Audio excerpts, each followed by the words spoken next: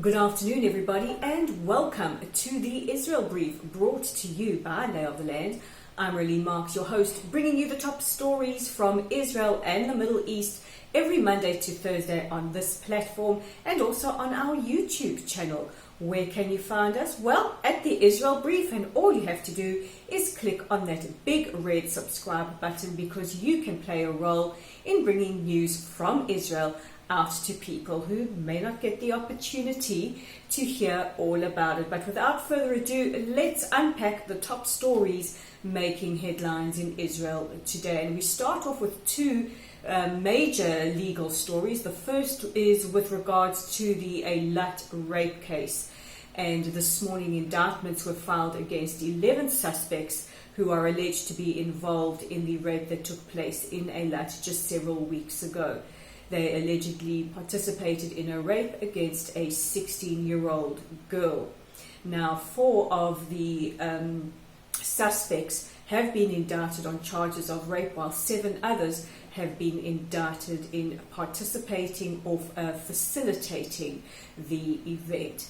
And at least 2 of the suspects are 27-year-olds from the north of Israel, and the remaining are all minors from the south of Israel, and all were staying in the same hotel as the victim during the event. And some of the participants have recorded the events on camera and shared with their friends. And we will keep you updated as events unfold. In other legal news, Malka Leifer, who is wanted on over 70 counts of paedophilia and child sexual abuse in Australia, her appeal at the Israeli Supreme Court was rejected today. The Supreme Court ruled that there is absolutely no reason or nothing in her mental state that prevents her from being extradited to Australia to stand trial. And we will keep you updated as events on that case unfold as well. Now, all eyes are on the Middle East, the region following the historic peace agreement between Israel and the United Arab Emirates, or the Abraham Accords. Well, in a really amazing news earlier today, Saudi Arabia have announced that they will allow for direct flights between Israel and the United Emirates to fly over Saudi airspace. This is a major breakthrough, says Israel's Prime Minister Benjamin Netanyahu. Meanwhile, the Trump administration representatives Jared Kushner and his delegation are still on their normalization offensive, or may we say charm offensive, and they have been meeting with the Bahrainis, who have said that at the moment they will not be normalizing ties with Israel. That is dependent on what the Saudis say, and the Saudis say that any normalization is conditional on the Palestinians getting a state.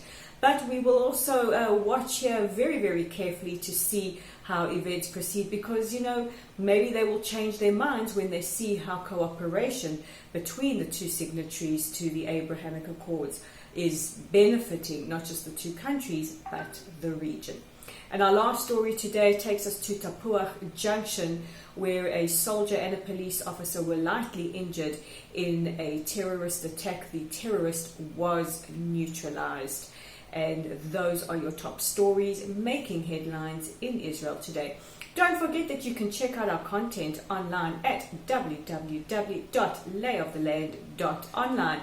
In a great project of cooperation, Israel's Histadrut, or labor union, has been giving or teaching Palestinians who work in construction ways to work more safely.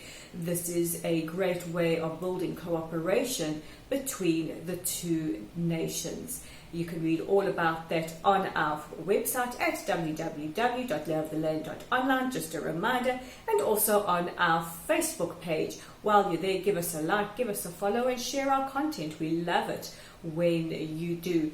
Also, don't forget to subscribe to our YouTube channel at The Israel Brief, and to follow us and interact with us on Twitter. You can find us at Lay of the Land 5. That's Lay of the Land with the digit 5.